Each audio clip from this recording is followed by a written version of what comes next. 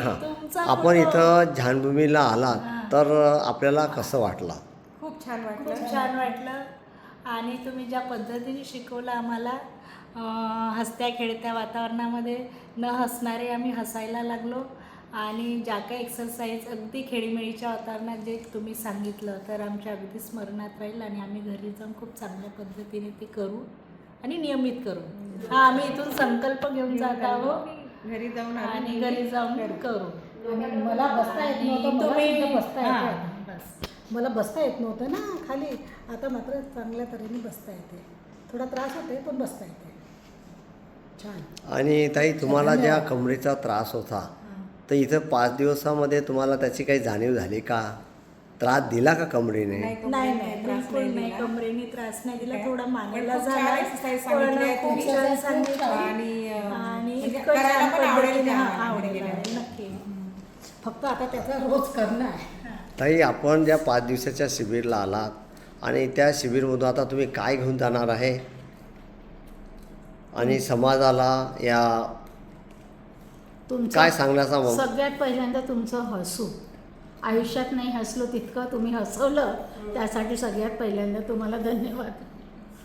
आणि इथे आल्यानंतर मला जो इथला निसर्ग, त्यातलं सौंदर्य, त्यातली तुमच्या लोकांची दृष्टी ही मला अतिशय आवडली. इथली स्वच्छता, इथे तुम्ही लोकांनी आम्हाला जी सेवा दिली ती अतिशय, सेवेपेक्षा प्रेम दिलं ते प्रेम खूप महत्त्वाचं आहे.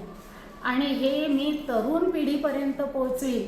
आणि मला असं वाटतं की इथे आमच्यासारखं वयोगटातल्या लोकांनी येण्यापेक्षा तरुण पिढीने इथे जास्ती संख्येने यावं, म्हणजे त्यांच्यामध्ये जर बदल झाला तर समाजात खूप चांगला बदल होऊ आणि शकेल विशेष असं मला वाटतं. बघा, विशेष म्हणजे बरंचसं ज्ञान आम्हाला नव्हतं, पण भंते अशोक बोधींनी जे आम्हाला ज्ञान दिलं ते आमच्या खूप लक्षात राहील. कारण मला तर काहीच माहीत नव्हतं जास्त, पण त्यांनी दिलेलं जे ज्ञान आहे ते आम्ही नक्की आत्मसात करण्याचा प्रयत्न करू आणि दुसऱ्यांना पण सांगू, जेणेकरून ते लोक पण यांचा या नॉलेजचा फायदा घेतील आणि इथे येतील. त्यांना परावृत्त करू आम्ही इथे येणार. आणि तरुण पिढीला तर सध्याच्या खूप गरज आहे ज्ञानाची, म्हणजे साधना, ध्यान साधण्याची.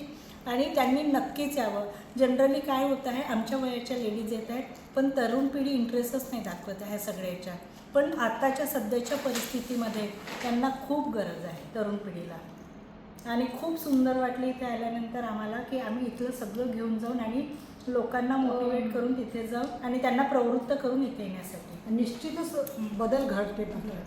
निश्चित बदल बदल घडते. घडतं? निश्चित 100%. आता व्हिडिओ नका करू. मला तुमचे काही ब्रोशर्स वगैरे असतील तर द्या, म्हणजे मी माझ्या विद्यार्थिनींना टाकेल जास्तीत जास्त. कारण शाळेत आणि खाजगी शाळेत